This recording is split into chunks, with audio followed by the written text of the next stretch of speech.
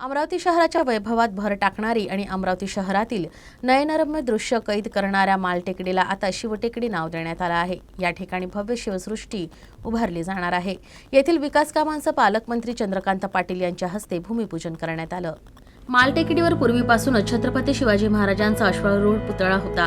त्या ठिकाणी सौंदर्यीकरण केलं जाणार असून शिवाजी महाराजांचं कार्य आणि जीवनपट तिथे येणाऱ्या पर्यटकांना पाहता यावा यासाठी नगरपालिका आणि पर्यटन विकास यांच्यामार्फत शिवसृष्टी उभारली जाईल। त्याचं भूमिपूजन जिल्ह्याचे पालकमंत्री चंद्रकांत दादा पाटील यांच्या हस्ते करण्यात आलं। यावेळी खासदार नवनीत राणा, खासदार अनिल बोंडे, आमदार प्रवीण पोटे, तुषार भारतीय यांच्यासह शहरातील अनेक नेते उपस्थित होते।